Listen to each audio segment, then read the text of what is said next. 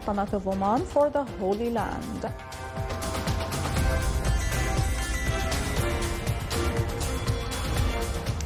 Dozens of Palestinians were killed and injured in Israeli bombardment of Jabalia, and 80 countries rejected crime of genocide and ethnic cleansing perpetrated by occupation army in the Gaza Strip. And with Omani mediation, international anticipation awaits the launch of the fifth round of Iranian-American talks in the Italian capital, Rome.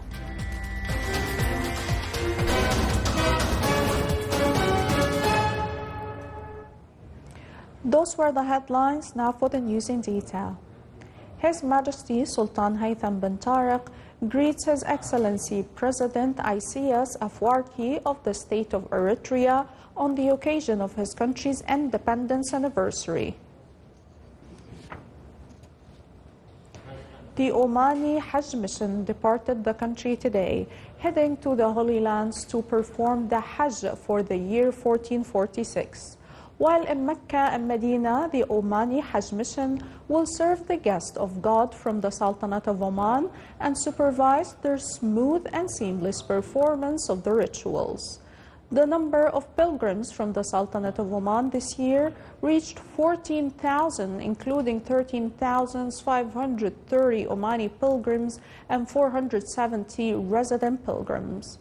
The number of licensed Hajj companies this year reached 31. The mission is headed by His Excellency Ahmed bin Saleh al-Rajdi, Under Secretary of the Ministry of Endowments and Religious Affairs. Today the Omani Hajj mission is departing to Mecca after completing all the needed procedure for traveling.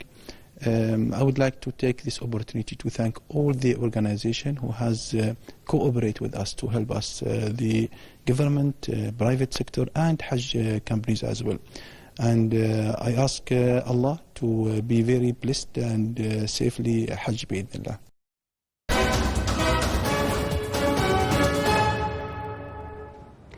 The Palestinian Ministry of Health in the Gaza Strip announced the death and loss of more than 50 Palestinians in Israeli massacre during a bombing raid on the Jabalia area. The ministry reported that 6 Palestinians were killed, dozens were injured, and approximately 30 people were missing in Israeli airstrikes targeting a multi-story building in Jabalia. 7 Palestinians were also killed and others were injured in an Israeli bombing raid on Deir al-Balah in the central Gaza Strip. 3 Palestinians were killed in an airstrike in Gaza City. Israeli aircraft also bombed a water desalination plant in the Nusayrat refugee camp in the central Gaza Strip. Hamas welcomed the statement issued by 80 countries affirming the rejection of the escalating crime of genocide perpetrated by the Israeli occupation authorities in the Gaza Strip. Coinciding with the Protection of Civilians in Conflict Week, the 80 countries stated that the Strip is facing the worst humanitarian crisis since the beginning of the Israeli aggression and called for the protection of Palestinian civilians under international law. The statement also emphasized the rejection of the expoliation of humanitarian aid for political, military, or security purposes, calling for an end to the Israeli starvation crime and an end to the siege imposed by the occupation on civilians in Gaza. Italy is hosting today the 5th round of talks between the Islamic Republic of Iran and the United States, mediated by the Sultanate of Oman. Iranian Foreign Minister Abbas Araghchi affirmed his country's commitment to uranium enrichment, confirming that assurance have been provided to Washington, including guarantees of specific time limits for enrichment, broader oversight, and greater transparency. The Iranian minister added that negotiations are underway to lift the embargo in exchange for confidence-building measures taken by Iran. They will then discuss how to obtain guarantees and how to ensure the other side's measures are clearly and timely implemented. For its part, the United States says uranium enrichment is a red line, noting that it could lead to the development of nuclear bombs and something Iran denies any intention of doing. The United Nations has warned of the deteriorating humanitarian situation in the war-torn Sudan. UN spokesperson Stephanie Dujarric said that the escalation of fighting in various areas across Sudan is forcing civilians to flee their homes and seek shelter, adding that more than 47,000 people have been displaced due to the insecurity.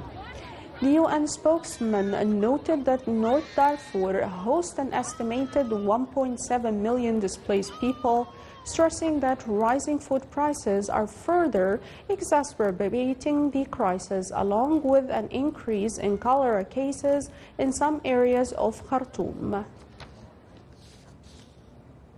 Russia announced its desire to conclude a prisoner exchange deal with Ukraine, noting that it had submitted a preliminary list of 1,000 individuals involved in the process. Meanwhile, the Russian Defense Ministry said it had shot down 112 Ukrainian drones overnight, including 24 over the Moscow region. Ukraine has intensified its drone attacks on Russia in recent days, leading to the temporary closure of Russian airports. The Russian Defense Ministry reported on Thursday that it had fired an Iskander-M missile at part of the city of Pokrov in Ukraine's Dnipropetrovsk region. 4 people have died and more than 50,000 people in New South Wales, Australia have been forced to remain in their homes after floods swept across large areas of the state. Severe flooding hit several rural towns in the Hunter and Mid-North Coast regions of New South Wales. Authorities closed schools in the affected states, while some areas remained without power. The state's emergency services warned thousands of residents living near waterways along the Macleay, Hastings, and Manning rivers of the potential for continued rainfall and rising water levels. In southwestern China, landslides in the rural area of Jiangsu province killed at least 4 people. 17 people remain missing under the rubble, according to the Chinese news agency Xinhua. The landslides caused power outages in most of the town of Jua and closed most roads.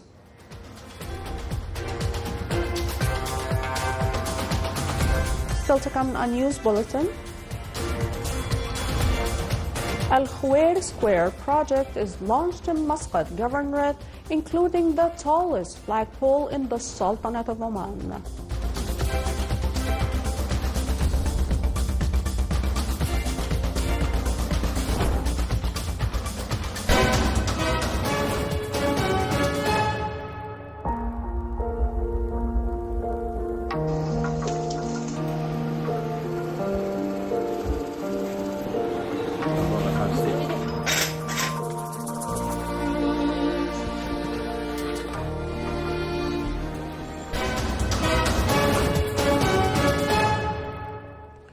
Welcome back to the news from the Sultanate of Oman television.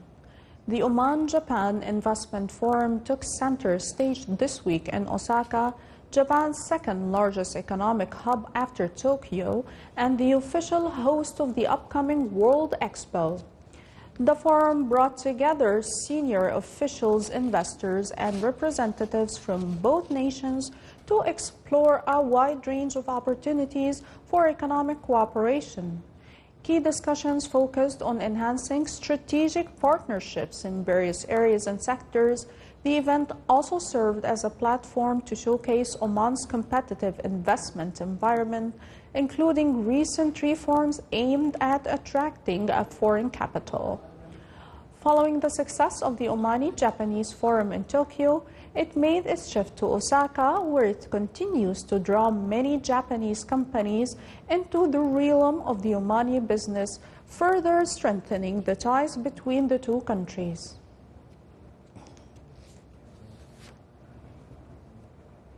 In a step to boost tourism ties, the Embassy of Oman in Seoul, in cooperation with the Ministry of Heritage and Tourism, hosted a special forum introducing Oman's rich travel offerings to top Korean travel companies. More details in the following report.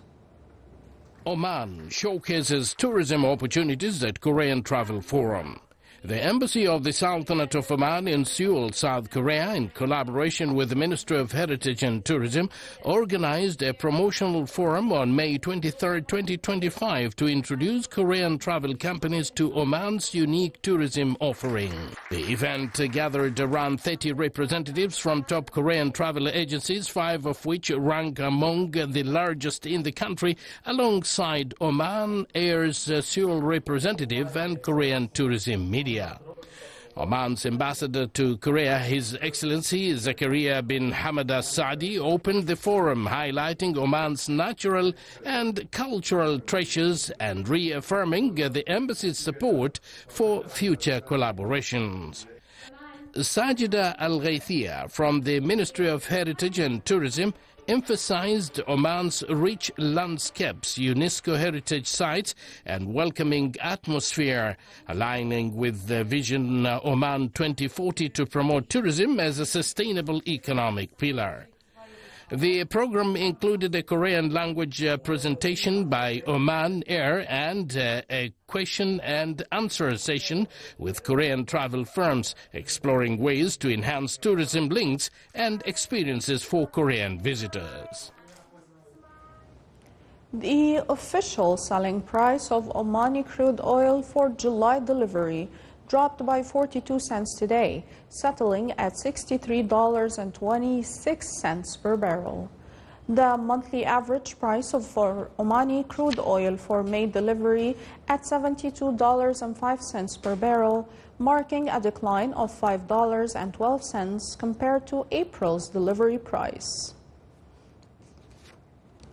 Global oil prices declined following a stronger U.S. dollar and growth expectations that the OPEC Plus alliance may further increase crude oil production. Brent crude futures dropped by 37 cents, settling at $64.07 per barrel. Meanwhile, U.S. West Texas Intermediate futures fell by 39 cents to $60.81. Reports suggesting that OPEC Plus is considering significant production boost of 400,000 barrels per day during its meeting on June 1st also contribute to the downward pressure on the oil prices. However, no final agreement has been reached yet. The permanent delegation of the Sultanate of Oman to the United Nations participated in the annual Spring Bazaar organized by the United Nations Women's Association. This charitable, humanitarian, and cultural initiative highlights Omani products and enhances their presence in international forums. The event was supported and sponsored by the Ministry of Social Development and the Children First Association. The Omani Pavilion featured a variety of products made by productive families along with handicrafts. The exhibits featured Omani heritage touches that reflected the unique cultural identity of the Sultanate of Oman. In the heart of Al Khuwair, a governorate of Muscat, a new national landmark rises. Al Khuwair Square, home to Oman's tallest flagpole and a vibrant green space celebrating the Sultanate's of Oman identity and vision. More details in the following report. Oman's flag rises over Al Khuwair Square, a landmark of pride and identity. In the heart of Al Khuwair Governorate of Muscat, the Sultanate of Oman raises its flag high, soaring with the ambition of a nation whose dreams know no bounds. Spanning over 21,000 square meters, Al Khuwair Square offers a vibrant green retreat for walkers, cyclists and skaters, blending nature with motion and community life. Delighted to launch this unique project. It's a big addition to Muscat Governorate. The project crystallize and give a conceptual picture of how urban development is done and how we develop our cities to be for people. This place with over 20,000 square meter of different components, of cycling track, of walking track, coffee shops operated by Omani entrepreneurs, different, I'll say a plaza there. As I mentioned to your colleagues that the plaza could be used for multifunctional events, the youth, different private and I will say civilized association can use it with our coordinating with us in Muscat Municipality with events and awareness unit. I think this also place add a destination to the list of the tourists. When they come to Oman, they should have a moment here, take a photo of this flag. It's the tallest man-made icon in Oman. Home to more than 360 native tree species, the square includes modern service facilities and dedicated spaces for art exhibitions and public events, making it a model of inclusive urban planning. At its core stands Oman's tallest flagpole, a striking 126-meter steel structure crafted locally by Jindal Shadid iron and steel. Weighing 135 tons, it proudly lifts a monumental Omani flag 18 meters long and 31.5 meters wide as a symbol of national unity. A hearty congratulations on getting a new landmark, a new success story for the great nation, the Sultanate of Oman. Today we are very excited as Jindal Steel to have been given the opportunity to partner the Muscat municipality in raising the tallest flagpole of Oman at 126 meters high. This is second tallest in the region and amongst the top 3 in the whole of the region. The design reflects Omani heritage, featuring desert leaf marble, Nizwa stones and native plants that bring this space to life. Al-Khwair Square is more than a destination. It is a proud statement of identity, culture and Oman's vision for livable, inspiring cities. Oman's tallest flagpole is more than a structure. It is a vision turned reality, raising high as a symbol of ambition and unity. It stands as a proud testament to the nation's unwavering spirit, a beacon for future generations and a reminder of how far we have come. It flies like a crown above the land, honoring the past, proclaiming the future. Abdullah bin Ahmed al-Rubi'i, Sultanate of Oman Television, Muscat. This is the Sultanate of Oman Television. Before we end tonight's news bulletin, here are the main points once again. The Omani Hajj mission leaves the Sultanate of Oman for the Holy Land. Dozens of Palestinians were killed and injured in Israeli bombardment of Jabalia, and 80 countries rejected the crime of genocide and ethnic cleansing perpetrated by occupation army in the Gaza Strip. And with Omani mediation, international anticipation awaits the launch of the 5th round of Iranian-American talks in the Italian capital, Rome. With that, we come to the end of tonight's news bulletin from all of us here at the newsroom and the studios. Thank you for watching and have a good night.